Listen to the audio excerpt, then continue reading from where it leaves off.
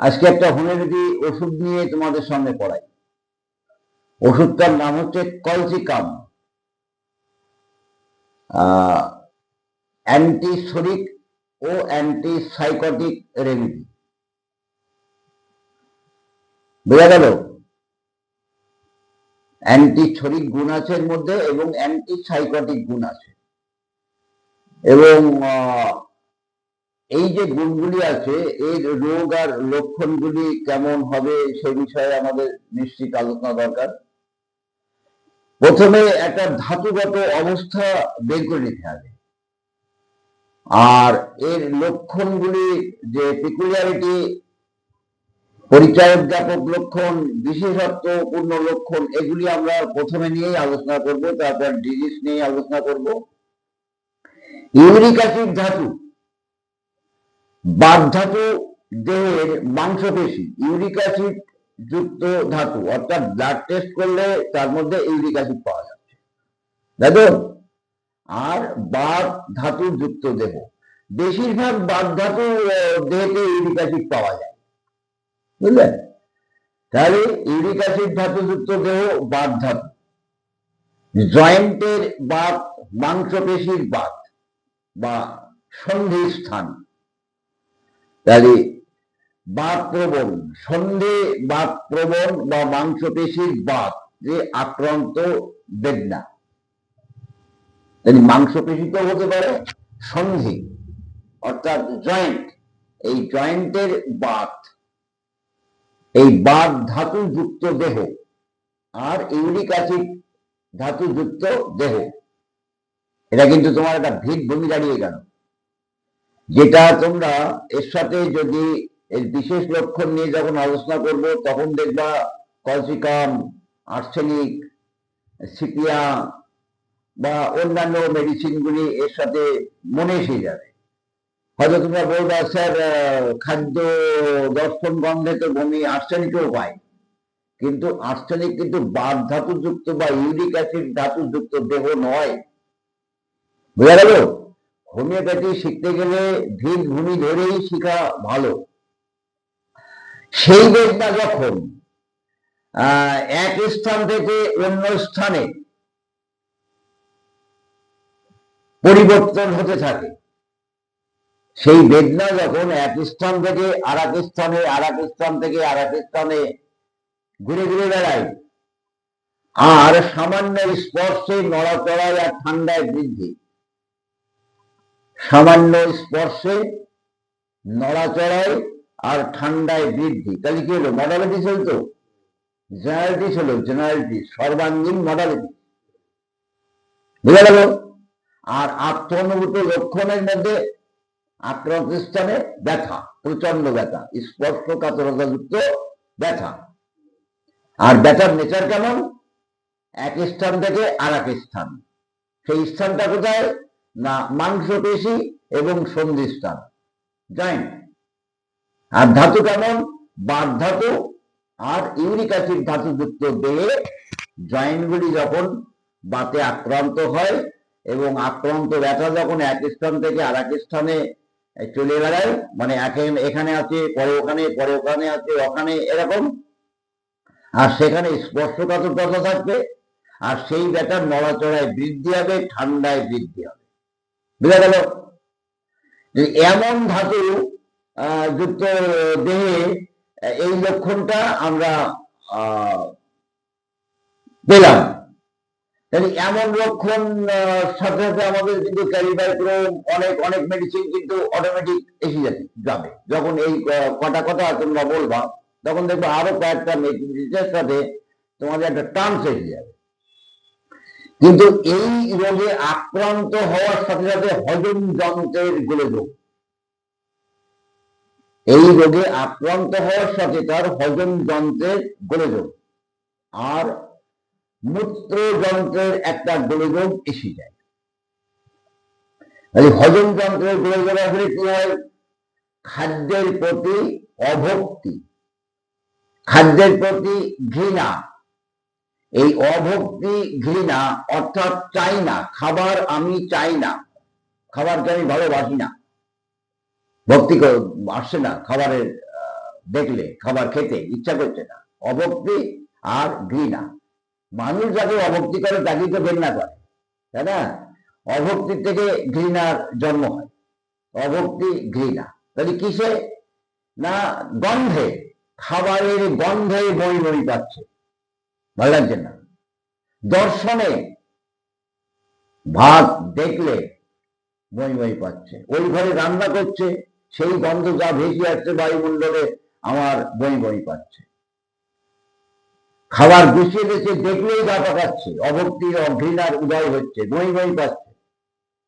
গন্ধে, দর্শনে, চিন্তায়, আমি খাবো এই কথা চিন্তা করলেও আমার গা পাকাচ্ছে,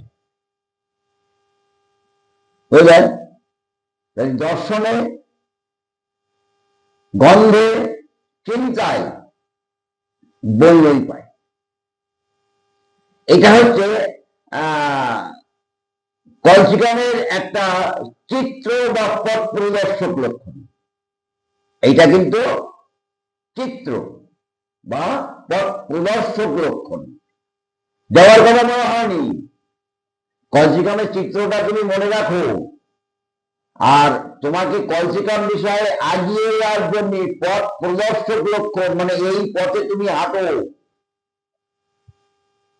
এই ভিতভূমি যদি না থাকে তাহলে তুমি কলসিকাম বাদ দাও, আর এই ভিতভূমি যদি থাকে তাহলে রুগীর জন্য কলসিকামের কথা চিন্তা করো। আর যে যে মেডিসিনের মধ্যে এইরকম বমি বমি ভাব আছে, দর্শনে, চিন্তায়, গন্ধে, সেই মেডিসিনের কথা ভাবো। আর্সেনিক আছে, কুকুলাস আছে, সিপিয়া আছে, ইপিকাক আছে, চায়না আছে। তাহলে সেই যে ঘৃণা, সেই যে অভক্তি, তার মাত্রা কেমন?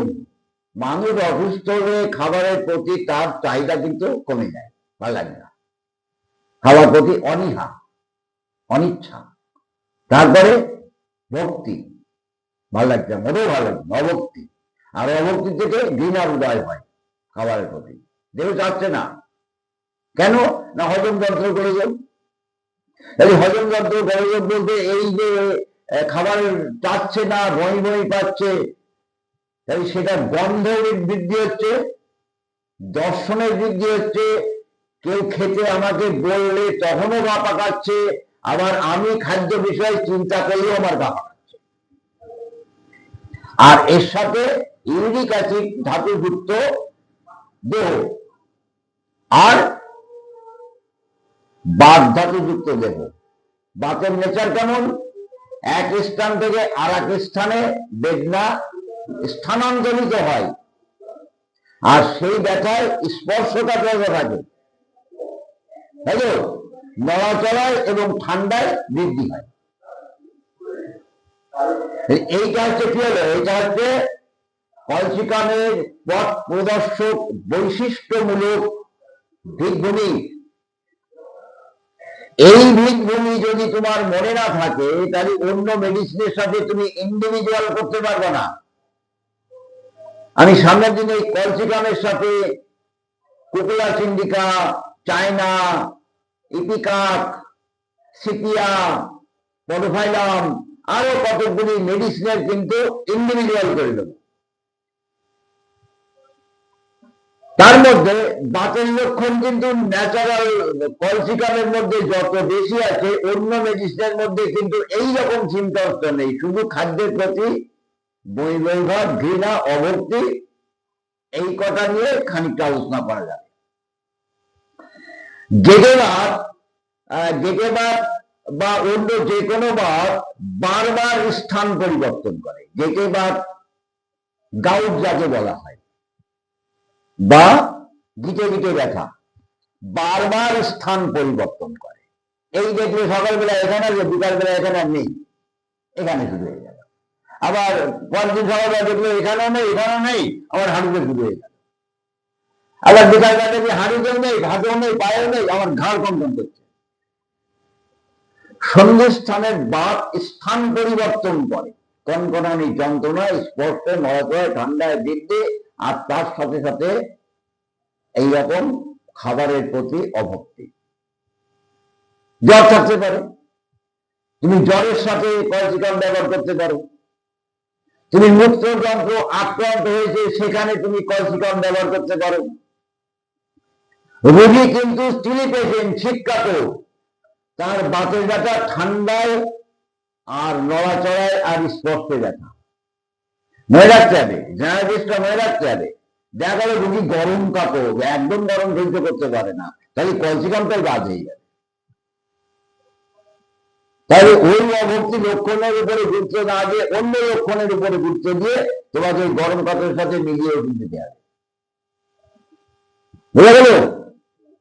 এইভাবে যদি আমরা না আগাই, তাহলে কিন্তু ওই ডাক্তার একদম চিকিৎসা করছে না, যেমন বাবা কাছে না, একটু কলসিকাম খাও, মানে আমার বিদ্যা ওইটুখানি।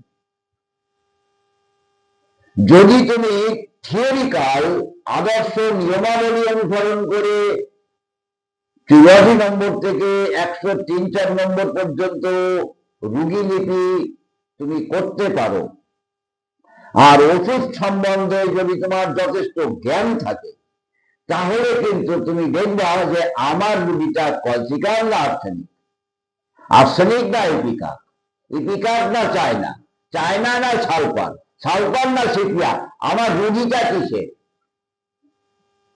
বুঝে গেল? তাহলে পর্যন্ত পরে রোগ নিয়ে আমি আলাদা করে একটা ভিজিট করছি।